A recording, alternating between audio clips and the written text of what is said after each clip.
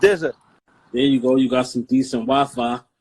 Yeah, I'm good. I had to I'm actually on my way to the. I'm in front of the studio that I'm supposed to be recording my show from, and the engineer not even. I guess he pulling up a little in a few minutes. So we're gonna just do it from outside. You can hear me clear? I hear you clear. I hear you clear. All right, let's do it. How you feeling, Shout bro? out, You look good. shout out to the 5G towers that's around you that's keeping this thing on right now. It's the real. Who else? Oh, my nigga HQ Onyx. We in here. A few people in here right now. I mean, I wanted to get you on my joint real fast because I've been doing this independent thinking. Yeah, I've been tuning in. Okay. You've been doing your thing. I see what you do with Westside Gun yesterday, and I know you got Greenland coming up after me, right? Yep. I got Green coming after you. This is my DJ. This is my DJ version because I got a lot of aspiring DJs that be on here. You know, it's all still a part of the whole genre culture from what we a part of. Yeah. Find that, you know, you got a real interesting journey. You know what I mean? First and foremost, me and this nigga went to high school together. Yeah, we definitely did. He was in Smoke Brand. used to be nice in basketball too, man. He had that little pigeon toe jump shot shit back in the day. Respect my shit. Respect my shit. Tim Hardaway too. The Tim Hardaway. Those were the days. This nigga Smoke was always a fresh nigga. I remember the phones came out. This nigga had like every pair of phones before they came out. I don't know where he was getting it. He got phones that never came out. I don't know where this nigga was getting these shits from, bro. I remember them Spanish niggas broke in my locker. They was coming for my navy blue phones and ended up taking my Coogee and all that. Oh, my nigga Leaky in here. Leaky beaming, my nigga Leaky in here. Another Brandeis. That's Leak? Leak, what up, bro? Sugar J in here. What's up, Sugar? Hey, motherfucker. But yo, fucking what was the first? When did you know you wanted to become a DJ? Yo, bro, it's crazy, right? We was in Brandeis. I ain't gonna say the year, but we was in Brandeis, and I was hustling at the time. I was hustling for somebody, and I was supposed to go make a drop off, right? And I didn't go. My mom, you know, my family's Jehovah's Witness, so my mom's super strict. Right. So my mom's like caught me as I was coming out the building. She's like, "Where you going? Go upstairs. You gotta do them dishes or something like that." And yo, shout out to my nigga Domio, shout out to my nigga Jav. They got caught with a brick in the cab.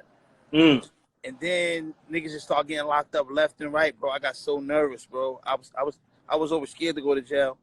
And my mom, and then it was that situation, and then God bless the dad, my nigga Rel from Lincoln and Bidon from St. Nick Projects, and Rob from St. Nick Projects and Alonzo, they had a shootout in front of one of my parties. All this happened like in a 1 week span. I had a party like the next week. They had a shootout in front of my party. I come outside to see what happened after the shootout was over, and I'm not knowing what's going on. They got an OJ cab. Then they, yo, Web, jump in real quick. We're gonna spin the block. We're gonna come back in. I jump in the car with them, not knowing they was the ones that just had the shootout, and the cops pulled us over a block away. So the cops pull us over. The nigga Rel get out the car with the gun, throw the gun. They catch the gun. They catch him. They lock all of us up because the gun came out. Because the gun came out the cab.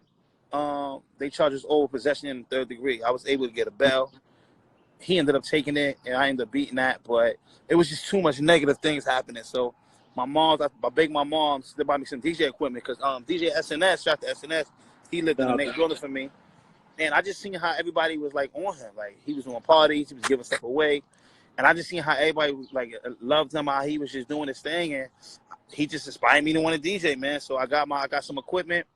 Had a couple of records. I started, taking I started taking SNS old marketing strategies. Like he used to give away 5411s when he was doing his parties, like in the 90s.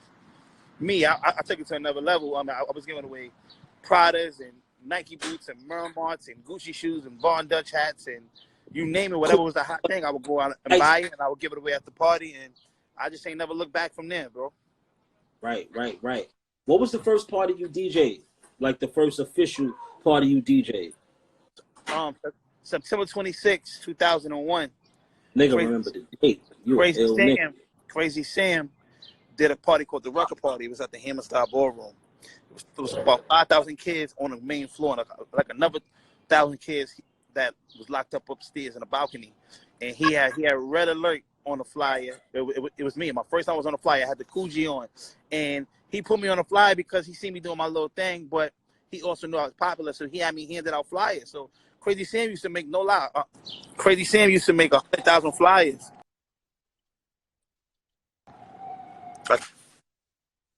I keep getting the call. Crazy Sam used to make 100,000 flyers, and I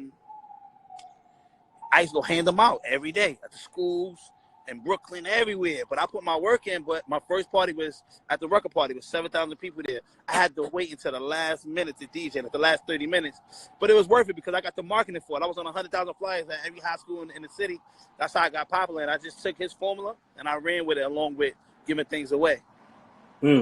Yeah, you learned the hustle, but you gauge the interest of people to come to. All right, so a lot of people don't know about gatekeeping. I mean, I feel like that was like a borough thing. You know, it's more than that's in here right now. Yeah. Explain the significance of the skate key. Cool. So if you're from New York, like Brooklyn, if you're from New York, you'll get this. Brooklyn had Empire. I think Queens had a spot called Amazura. Jersey has a place called The Ring. It's always that one place that everybody from the hood go to. You have the time of your life. It's just super, super duper, super dangerous, right? So the skate key was a place where the Bronx and Harlem went. We didn't go to skate. We went to party. But the problem was at the end of the night, you had to make a home safe. There was no catching no cab. There was no getting on the train. You literally had to walk across the bridge from the Bronx going to Harlem. You know what I'm saying? And them Bronx niggas wasn't playing fair back then. So even if you was with some Harlem niggas you ain't like at the time, we stuck together. But that's where we broke our records. That's where we learned how to dress at. That's where we met girls at. That was the mecca for us, the skate key. I gotta say that. You was there, you know. Oh yeah, you know, I was there. I was there for a lot of those skate key extravaganzas and shit. What was your biggest party you DJ'd in the skate key? 3 parties. I took Chris Brown there, like in 2005. I took Chris Brown there. Then when Mace had retired, I did a welcome back Mace party. He didn't show up. That one. And then the last party that the skate key threw, it was on December. It was on Christmas, December of 05. That was the last night it was open. That's the night I broke Chicken Noodle Soup. I played the record like 30 times. After that, it was over. It was the last night there. It segues into what I want to talk about next, right? Yeah. So, you know, you came from that era from DJing parties, and you figured out the formula of what works as records, right? And you broke a record for Chicken Noodle Soup. You created with Young B. Tell me about that process and creating that record, and what was on your mind when you created that record? Well, I learned marketing just from doing parties and giving out flyers. So all that hard work I was doing, like going to all the high schools, going to all the project builders, putting up posters, that in turn was me marketing my music before I was even doing music. So I started doing records because niggas was just doing dances at my parties. So me, I'm like, let me just do some records. So the first record I did was called Tone Watt. That's a dance. That's also a Harlem legendary dancer from back in the days in Harlem. And I said, let me make this record called Tone Watt. It went crazy. But we did it to a CeeLo Green and Timberland beat. So we couldn't get that clear, but it went stupid. But so we just did Chicken Noodle Soup to an original beat. So what I did was I looked at Harlem and I said, damn, what's the most popping spots? Because in the summertime, it was harder to do parties. But we had basketball tournaments. This one, Dame Dash and Jay had King Dome. So King Dome, you get 4,000 people in the middle of the project at a basketball game. I took the announcer from King Dome, which is AG, the voice of Harlem, and I said, I'm going to put this nigga on the record. When I put him on the record, they're going to play the shit at King Dome every 5 minutes, and that's how we're going to break the records without me working hard. And that's what the fuck happened, bro. Put AG on the record. Young B voice was retarded, went in the studio, created it, broke it at the skate key. It went to King Dome, and the rest is history, bro. It was just, we wasn't trying to get a record deal, bro. We were just trying to let everybody hear our music, bro. Right. And speaking of record deals, right, because you guys got a record deal for that. What kind of deal was that y'all got? Single deal? Was it? No. So literally, when I did that record, bro, mind you, I was still doing my little 1-2 here and there. I wasn't hustling hard, but I was still in the streets a little bit. So I never forget, bro. Rest in peace, Chris Lighty, Jimmy Iovine, Jermaine Dupri, Diddy. All these niggas literally was sending niggas and coming to Harlem looking for me, supposed to be meeting me, and I was curving them because I didn't understand what was going on. So a guy by the name of Kurt Burrows, who started at Uptown Records with Puff and started Bad Boy with Puff, he was managing me in the beginning, and he knew my partner Art, and he called me, was like, yo, y'all can get a lot of money. My partner came to me like, yo, this is real. So he sat down with me and said, yo, we gonna go sit with every label just to see who gets the best offer. The first meeting I had was Universal. The nigga Monty Lippman, that's my nigga. He's the president. He owns Republic. He said, "What it's gonna take for you to sign with me?" I'm joking around. You know, I'm a funny nigga. I'm like, I want $1 million. He like, call your lawyer right now. It's a Saturday. He called our lawyer. They started negotiating right there on Saturday. My deal was worth 1.7. I didn't literally get 1.7. Like my advance was like 450. I had a mortgage contingency fund of 150 I could have tapped into. I had like a radio budget of another 200. So altogether, my shit was worth about 1.7. But I still went and met with every other label, even though I knew who I was taking my deal with, just to establish a relationship with them and just to honor their meeting and just to do that. But yeah, man, they gave me an album. They gave me a 3-album deal. They only market one single. The one single pay back. My fault. The one single paid for everything they gave me, and they ended up dropping me after that. And that's when I went in depressed mode because I didn't understand getting dropped don't mean your career's over, but I ain't know about the music industry. Right. Got with Ron Browse. Me and him started doing a project together, created Pop Champagne. He had the #1 record with that. I met Dame Dash. Before we even get there, right? Yeah. So you said they gave you that bread after you recouped, they let you go, pretty much. After I recouped, they let me go. They let me go like maybe like about 8 months later. They didn't really believe in me. They just wanted to get the record. You know, labels it's like record labels sometimes they like us, bro. Sometimes we just do it just to do it. Like, nah, I want this card just because this nigga got this one, I'm gonna go get this one. They didn't really care about that. That's peanuts to them, what they gave me. They just wanted to say we signed the hottest record in the streets. It was more like establishing Republic Records to being the key to the streets because everybody wanted it. So they didn't care about me. They just cared. Do you regret doing a record deal at that time? I wish I would have signed with Brian Leach. Brian Leach didn't offer me that much money, but Brian Leach, he's a guy who broke records. He's a guy who starts from the ground up. He's a guy who believes in his artists. He broke like Brian Leach. By the way. Brian Leach, he owned Polo Ground Records. He got ASAP. He got Pitbull. He had Little John. He built all these guys from the ground up, and he stuck with them when it was hot, when it was cold, when it was hot, when it was cold. I always regretted not signing with him, bro. Always regretted that. I wish I would have signed somebody who believed in me as an artist than sign with somebody who gave me the most money. But you know, bro, we from Harlem. We don't never know when our next check will come or when we go get the $6 from. So I'm like, man, fuck it. Give me the $1 million, bro. I'll figure it out later. You know what I'm saying? And I wasn't no way to think. So you think the opportunity is worth more than the money? Yes, the position you get put in at work. If I would have been with somebody who believed in me, I would have had unlimited features. My catalog now would have been immaculate. I would have been getting checks from all over the place instead of getting checks just from the records that I made high. I would have been getting records. So much more things would have came from me just signing with somebody else who actually believed in the vision. They wouldn't have dropped me. I wouldn't have to start over from the ground. I wouldn't have had to go to another label and then another label and then trying to figure things out. Yeah. All right, so moving forward, so after that, you did it again with being a part of Pop Champagne. Pop Champagne. And being Pop a part Champagne of is all Browse, but me and Browse was doing an album when he made that, and his shit popped off. And when his shit popped off, you know, I was taking him around all the DJs and to the labels and all that. And I was like, man, fuck it, man. Let me do my own record. You know what I'm saying? Because I wasn't on none of the records. I was just doing ad-libs. Did Dancing on Me. You was on your Khaled. You was on your Khaled shit. I was on my Khaled shit at first. And now, Khaled's on my shit. Like, no disrespect, but I was doing this shit before Khaled was even doing it. But Khaled did it. I love Khaled. Khaled did it on a whole nother level. But, yeah, so I did Dancing on Me. I went to every club, called every radio DJ. I was out every night. Finally break the record. DJ Enough started playing it on 187. One time, the reason the record broke is one time, I don't know if he had an argument at the station or something, But he played the record, and when he played the record for like 10 minutes straight one time by accident. And I get a phone call. I get 2 phone calls. Yandy called me. This before I knew Jim. Jim Jones was to meet you. Now this time Jim was doing something with Browns with Pop Champagne. I didn't know him at the time. And then I get a phone call 10 minutes later from Akon. I mean from Red Cafe. Like this when Red Cafe was signing Akon. Like yo, Akon want to talk to you. So I already set up a meeting. My phone. I'm getting mad phone calls. I already had set up a meeting to go meet Akon. To go meet Jim at the studio. Akon on the phone like, yo, I want to sign you. I want to make you the next T-Pain.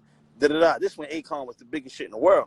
So I'm like, all right, cool, boom, boom, boom. Let's set up a meeting for tomorrow. So I go to the studio, right? I get there, I see Jim. You know, I love Jim. I'm from Harlem, bro. I watch these niggas my whole life. Jim, Cam, Joel, and them. Get to the studio, Jim is there. So I'm already like, I ain't starstruck, but I'm happy to be in the presence of them niggas. You know what I'm saying? Right. Who walks out the room? Dame Dash. Oh my God, it was over from there. You know what I'm saying? Dame Dash is he Bill Rockefeller. He broke Jay-Z. All kind of shit is going through my head. Like, oh, I'm finally in a room where I want to be at. You know what I'm saying? Mm-hmm. So we talking for like an hour, and Dame Dash goes, so what you want to do with the record? And I'm like, nah, Akon just called me, you know, I'm dropping name. Akon just called me. He actually want to sign me. He want to do this, da, da, da. So Dave Dash go, you want to be a convict? You want to go You want to be a convict, James? So my nigga, so he started flaming me, right? So ever since that day, I'm going to finish the story, but ever since that day, whenever me and Dave see each other, we just snap on each other. That's our thing, right? So long story short,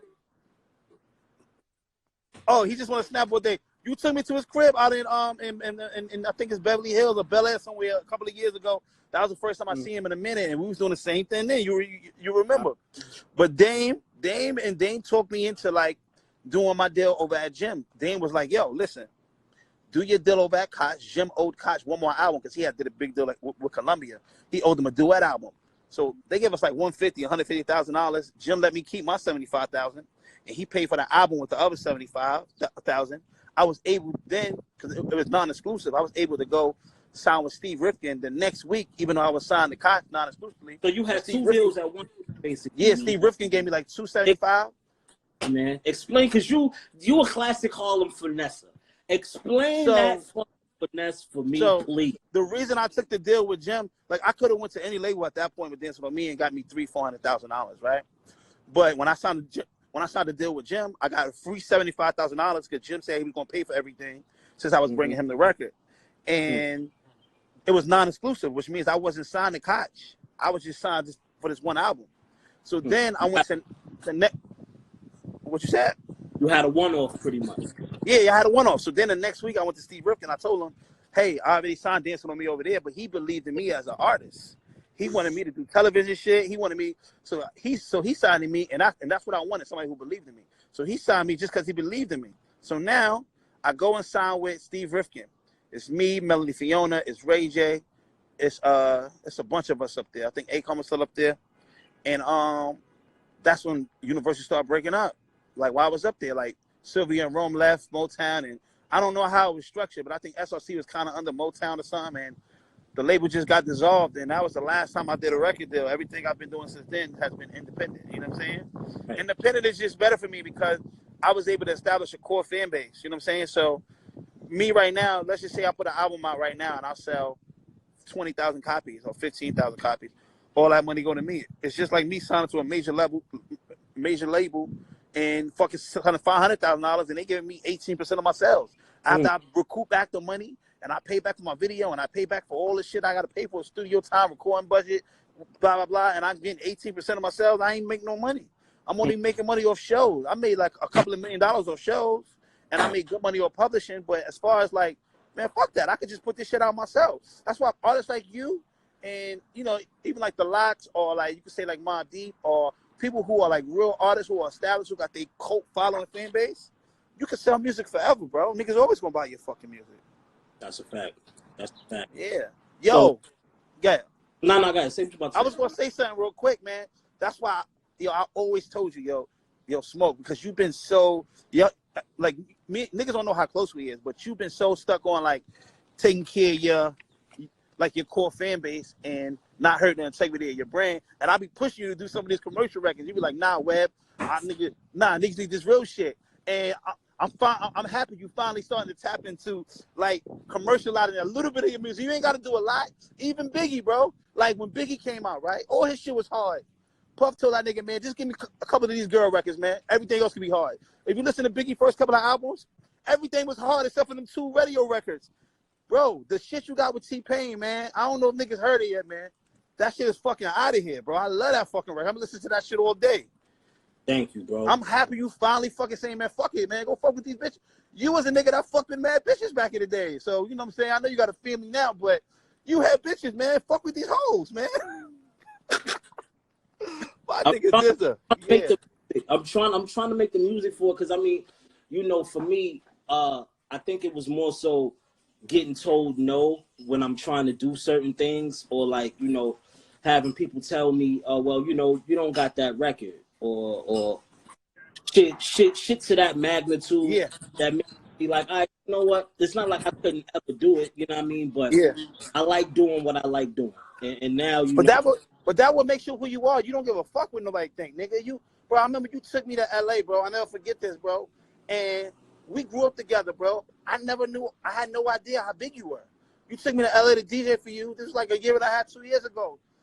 And you went out on stage. The first show was sold out. It was just you.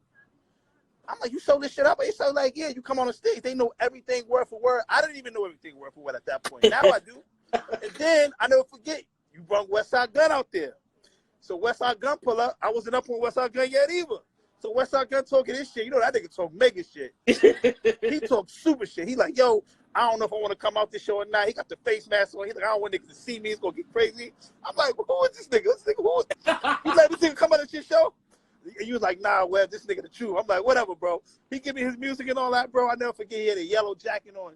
He on the side of the stage. As soon as I dropped the beat for his record, he come out on stage with the face mask on. As soon as the beat dropped, the crowd went crazy. I thought Jay-Z walked out that motherfucker set, bro. I'm like, wait a minute. It's a whole nother world out there I don't even know about, bro. And then remember we had the conversation about, yo, you can make this much doing merch. You can make this much doing this. And this one, y'all niggas are signing autographs and doing all kinds of shit. And I wasn't, after that, I got in fucking tune. I was like, oh, nah, this shit is amazing, bro. You showed me another side of the music industry. I thought I knew everything, and I didn't, bro. So I appreciate you for that, man. Man, that's love, bro. Because, you know, yeah. I was watching y'all do y'all shit. I was trying to figure it. You know, we got a lot of friends that we came up with that was doing music and still is doing music. 100%. And, you know, everybody had a different pace and a different lane. Everybody had a different journey, bro. We all had a different journey. Right. Yo, so, you know, you're a classic DJ, artist, fucking A&R. How do you take, what do you think is more effective? Yeah, baby, all right? I'm good. What do you think is more effective right now for your brand? Streaming or radio? Streaming is way more important than radio. Radio only gonna play with streaming. Streaming, like, just because your shit on the radio don't mean you're streaming. The streets is the most important. Let's get that. What the kids like, what the people like in the streets, that's what's most important. Then streaming is next. Now, if you got all three, if you got both of those and you got the radio, you a monster. Now, a person like you already got your core fan base. You already got you like the streets, like in your world. So, radio for you will just put your shit on steroids. A nigga like me, I'm more commercial shit. You know what I'm saying? So, if I catch one on an independent wave and I happen to get some radio too, then I'm out of here. But if I catch one on the independent wave with no radio, I still can make some good money. You know what I'm saying? It's just easier always having a label do everything for you and then doing everything independent. I've been figuring this shit out, and now I finally figured it out. So I'm trying to make some shit happen. Right. Even going to radio, right? Because I asked this question. What does it take for your? A lot of people got the idea that you got a stalker DJ for them to play this. What is the real? Hold on, Smoke. Hold on. My fault. I know I'm outside. You said, what does it take for what? What's the real process in getting your record on the radio? I'm gonna keep it real with you. I'm gonna give you the raw truth. Some people pay. That's straight up and down. Niggas is paying. But if you want to do it the real way, yep, the way to do it is establish relationship with the radio DJs. You know, take niggas to dinner. You know, if a DJ got because DJs got other businesses. So let's say a nigga DJing, but he got a clothing line. Buy something from his clothing line, or you know, or get your or go to a DJ club and give him a free booking, or fucking just fucking get your shit hot in the streets. Get your shit hot in the streets. Let them see your shit. That's the best way. But you got to connect with the DJs in some way. Either they're gonna see how hot you is, or you establish relationships with these guys, and they're gonna support you because they want to see you win. Right. And that because I knew you know, obviously I know the answer, but you know, even running around with you, you showed me some things and how to deal with DJs. You feel me? Because, like you said, some people pay, but people don't know where that paying goes. And once you pay, they look at you. You know, a lot of DJs are like no disrespect, I'm a DJ, but a lot of DJs are like women. Once you pay them one time, they looking for that money every time they see you. They're like, all right, well, I'm gonna play it, but I need this, I need that. So you gotta be very careful who you take care of and who you don't take care of. You know what I'm saying? Oh man, that's some real shit. Who was the first person that gave you a cosign? First person that gave me a cosign, Fab. Fab called me out of nowhere. MySpace was out. I got like 30 messages from 30 different street fam niggas, and they was just like, Fab wants you to come to the studio. And he had a show at Radio City Music Hall, Sold Out Show, and he brought me and Bianca out. Fab was the first person to co-sign me. First person to give me a feature was, my first big feature was Jada Kiss. Jada Kiss gave my first feature. And, I was running around with Chris Brown and Diddy. Man, Diddy like took me in, but I never really did music with them. You know what I'm saying? They was just my friends, man. I should have fucking did music with them, but I didn't. I was just caught up in the moment. But now I know better. But Diddy was the first person to take me in and teach me the game, teach me the business game. Fab gave me my first cosign. Jada Kiss gave me my first feature. I think that's a pretty good core OGs helping you, man, right there. Agreed. And maintain relationships to even get that look is else. Now, Chris Brown, right? Like, what was your involvement in Chris Brown? Well, niggas don't know. Chris Brown grew up in Harlem. He's from Virginia, but he grew up in Harlem. So he was on 135th in Amsterdam. I'm on 130th of Common, 5 blocks away. So my boy TJ, he was staying with TJ. We was playing ball together and everything. So once he got with Danae too, man. Yo, but he was around, bro. He was really in the streets. So, you know, they was on that blood shit, him and TJ. So, they was I was connected to a few people that he fucked with and all that. And when he started doing music, he just started fucking with me, bro. He took my dance to another level when he went to One Us in the Park and did this fucking dance. So after that, the rest was history, bro. And me and him still niggas, you know what I'm saying? That's still my nigga. I just wish when we was nigga, I got my first baby Mars, man. The way I got her was I'm playing in the basketball game with Chris Brown. I told her to come meet me.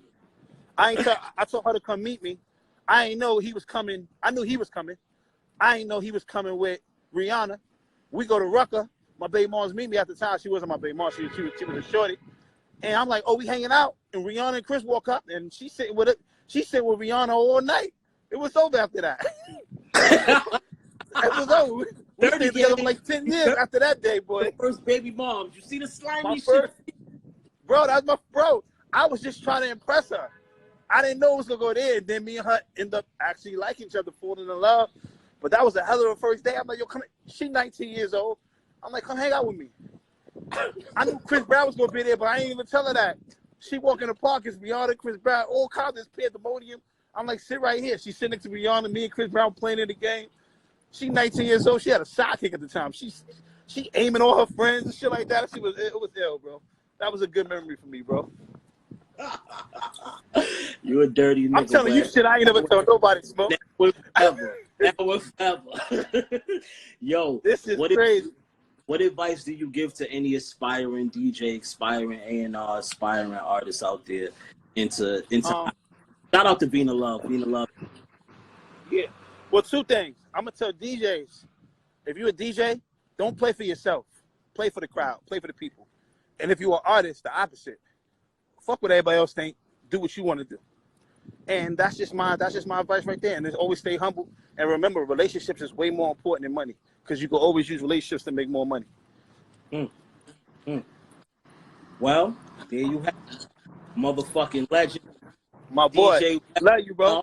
I'm about I to was start about the to Chevy Lounge shit, man. so used to us being on FaceTime and me I know calling that.